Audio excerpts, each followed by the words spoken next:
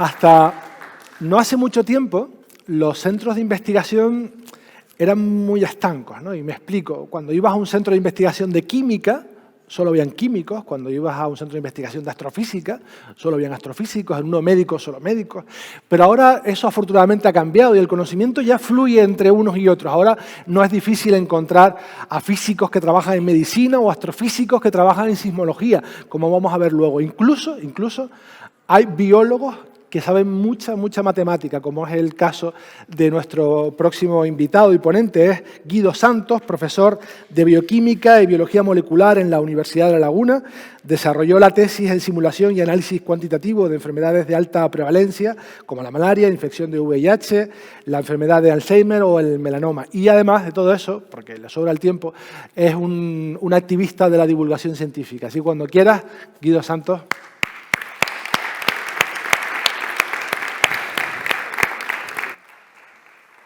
Bueno, sí, yo agradezco a Juanjo, por supuesto, a los organizadores por invitarme, agradezco a Juanjo por la presentación, aunque bueno, sí, yo sé de matemáticas algo, pero sobre todo para poder meterme bien con ellas, porque si algo nos gusta a los biólogos es rajar bien de las mates, y eso es lo que vengo a hacer, vengo a meterme un poco con ellas, a pasármelo bien, porque es lo que me gusta, a rajar de las mates y pasármelo bien, y lo que espero que ustedes también se lo pasen un poco bien con eso.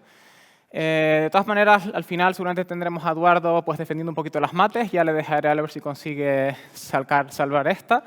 Pero lo que vengo a contarles es pues, fallos que tienen las mates y concretamente tratando de presentarles una visión hipotética, futurible, de cómo habrían sido las matemáticas si hubiesen sido desarrolladas a día de hoy, en vez de hace miles de años cuando fueron desarrolladas. Poniendo en manifiesto cosas pues, que son claramente mejorables porque están muy desactualizadas. Entonces, en cuanto ahora veamos la presentación, pues verán cuál es el tema concreto que voy a presentarles. ¿Sí? Vale, bueno, vamos a esperar un momentito. Están temas técnicos. Ah, mira, si no te digo cuál es SDI. Perfecto.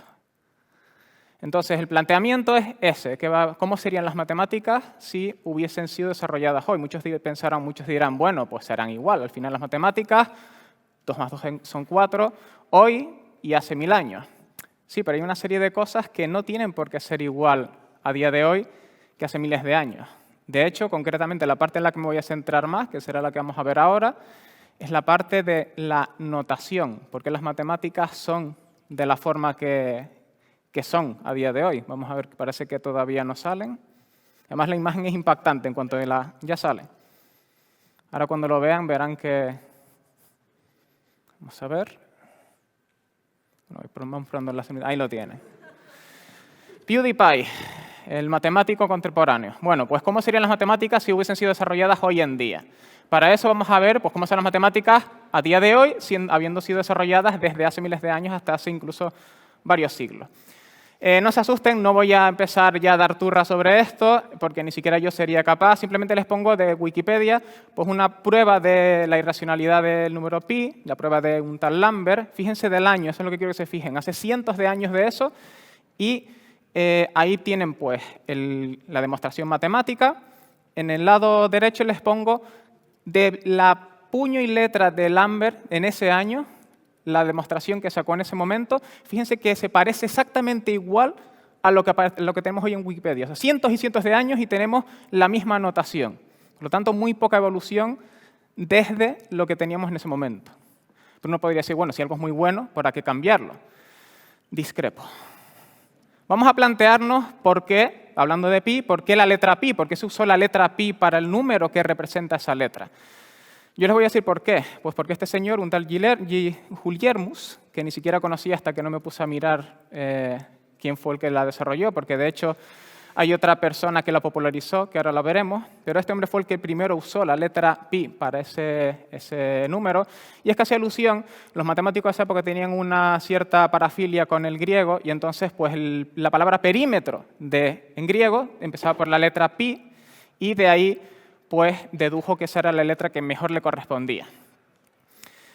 Pues Euler sería la persona que lo popularizó, sería el influencer de la época, pero no nos olvidemos de que realmente fue Guillermus quien fue el primero que lo usó. En cualquier caso, el pi, como sabemos, pues viene siendo el ratio entre el perímetro y el diámetro. De ahí que él cogiese perímetro. Pero claro, uno podría decir, es la mejor letra, perímetro, empieza por P.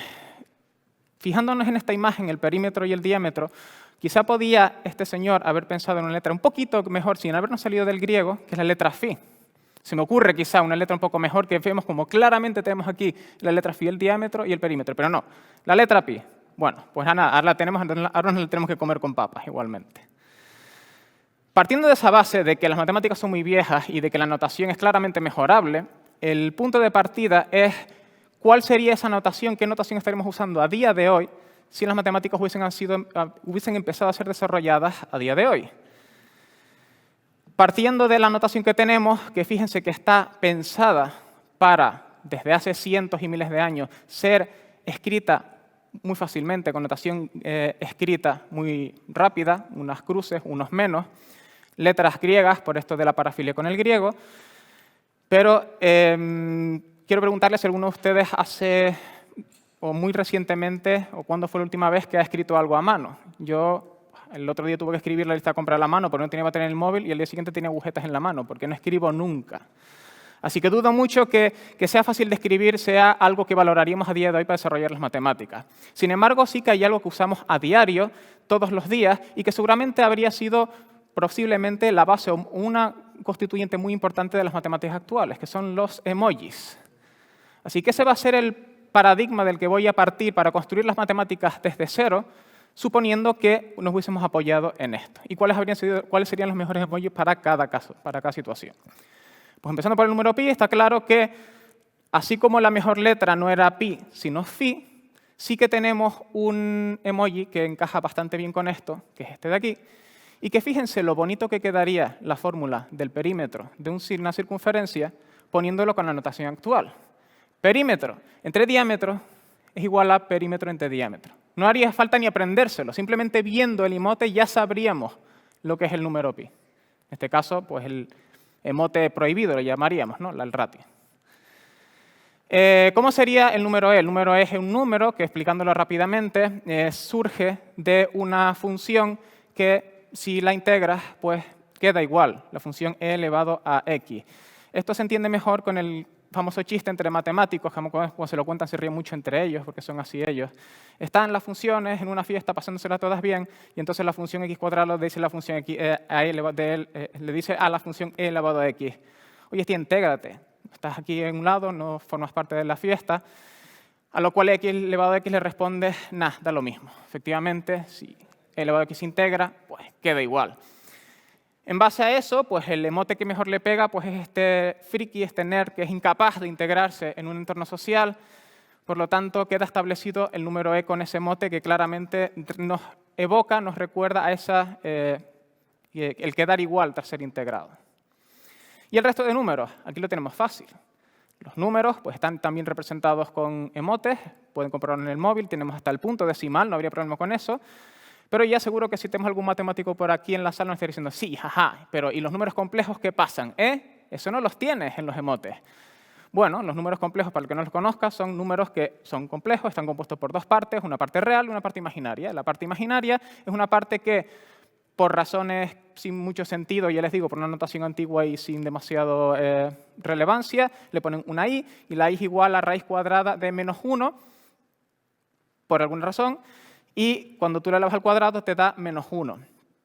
Yo aquí les vengo a explicar que la mejor manera de representar los números complejos es con un emote que existe, que tenemos, y veremos que efectivamente no solo es la mejor manera de representarlo, sino que además se puede operar mucho mejor con estos emotes.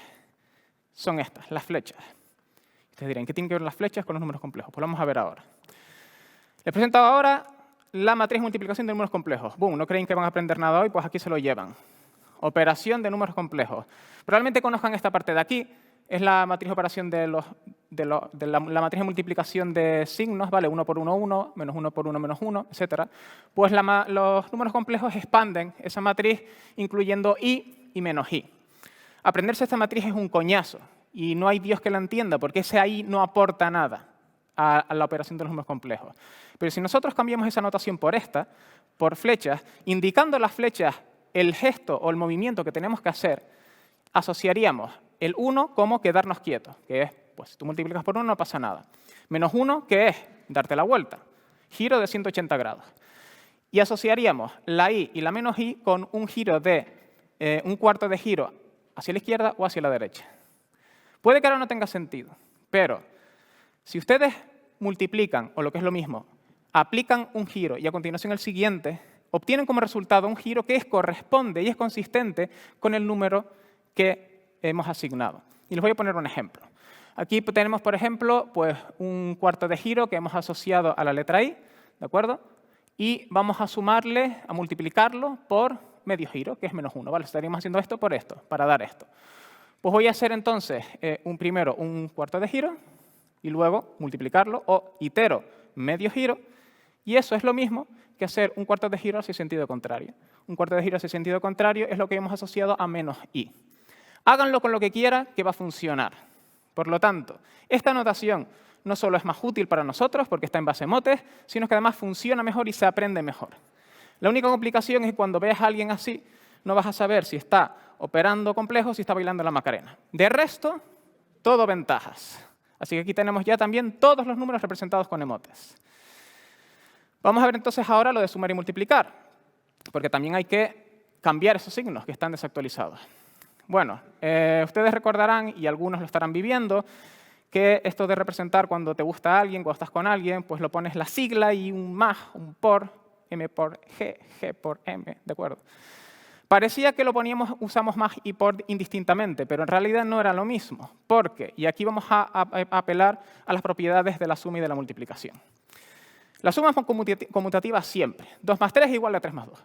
Pero la multiplicación no siempre es conmutativa. Tú puedes multiplicar 2 por 3 y es lo mismo que 3 por 2.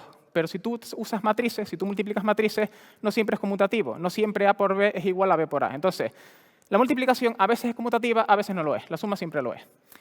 ¿Qué tiene que ver eso con los emotes que vamos a aplicarle? Bueno, pues porque resulta que no es lo mismo, si vamos hablando cuando tú vas a tratar de dejar por escrito, cuando alguien te gusta, no es lo mismo que uses más a que uses por. Y es que si tú ya estás con alguien, si tú estás felizmente emparejado con alguien, pues da igual que tú pongas G más M que M más G, porque es lo mismo, ambos sienten lo mismo. Por lo tanto, podemos hablar de que el mejor emote para el caso de la suma, como es conmutativo siempre, es el corazón. Pero, amigo, cuando tú ponías G por M, lo que tú querías decir es que G está por M.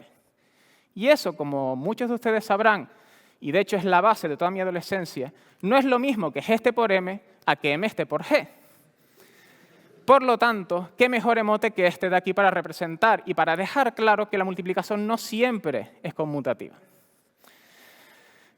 Y para terminar, voy a presentar algo que es un dolor de cabeza, y con razón, porque los exponentes, los logaritmos, son difíciles de entender solo y exclusivamente por la notación, y aquí vengo a mejorarla, y aquí reconozco que no soy yo el que lo propone, aunque citaré la fuente, y que además es fácilmente representable con emotes. Vamos a resolver estas 3 funciones que nadie entiende, salvo los matemáticos, con un emote, y les aseguro que van a salir de aquí entendiéndolo. Gracias a los emotes. Esa propuesta es de este canal. Si no lo conoces, se los recomiendo. Es un canal buenísimo, 3 Blue, 1 Brown. Tiene un vídeo que se llama Triangle of Power, donde explica esta notación y que es fácilmente adaptable a los emotes y que nos soluciona el problema de entender qué coño es un logaritmo. Bien, esta es la manera en la que se representan estas 3 operaciones. 2 elevado a 3 lo vamos a representar con un triángulo donde queda claramente explicado que lo que estamos buscando es aquel número que resulta si el 2 lo elevamos a 3. ¿Y qué es el logaritmo? Pues aplicando los mismos números, el logaritmo de en base 2 de 8, ¿qué coño es eso? ¿Por qué log? ¿Log qué? Esto es un triángulo donde lo que estamos buscando es aquel número que si lo elevamos al 2 nos da 8. Y una raíz, fíjense esta cosa que rara que es. Pues no, es lo mismo. Estamos de nuevo trabajando con un triángulo que lo que necesitamos es un número que si lo elevamos a 3 nos da 8. Esas 3 operaciones son la misma operación. Y es una operación que está ligada como si fuese un triángulo. Y por eso un triángulo es la mejor manera de representarlo. Y les aseguro que viéndolo así, y estarán convencidos, es la mejor manera de estudiar esto. Y no con esa notación de miles de años que es absurda que conservemos a día de hoy. Por lo tanto, y puesto que tenemos un emote triangular, un triángulo, podemos representar fácilmente estas operaciones y de tal manera que cualquier persona la pueda entender desde el colegio hasta la universidad. Por lo tanto, y aquí para terminar les dejo la identidad de Euler, que es la que es probablemente la ecuación más bonita de las matemáticas. Si no la conocen, pues ya la tienen, ya saben la notación. Se las dejo aquí para que puedan ponérsela en camisetas y pues exponerla con orgullo por ahí, tras haber mejorado las matemáticas que, como han visto, requieren de mejora. Así que espero que les haya gustado, muchas gracias, y si tienen alguna pregunta, pues es un placer responderla.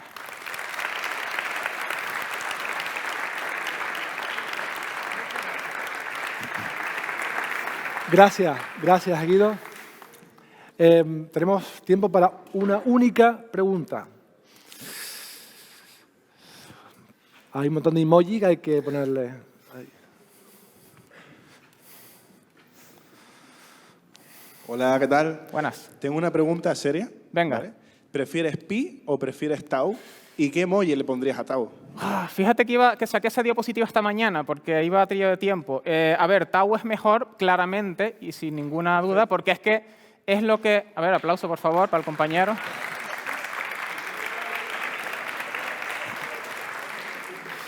Porque es que además pi genera, al usar pi, que es 3, 4, al usarlo genera un montón de 2, porque hay que duplicar, como es el radio, pues el radio hay que multiplicarlo por 2 para obtener el diámetro. Entonces, ¿qué es lo que hizo esta gente? En vez de trabajar con el diámetro y dividir entre el diámetro, y entonces todos esos 2 desaparecen, trabajaron con el radio por alguna razón y entonces están obligados continuamente a meter un 2. 2 pi r. Ese 2 sobra. Por eso aparecía en la fórmula mía, con ese nuevo pi, aparecía perímetro entre diámetro, y el 2 no estaba. Entonces, claramente, yo me posiciono sin ningún problema, tau es mucho mejor. Así que te agradezco que saques el tema. Pues muchas gracias, Guido.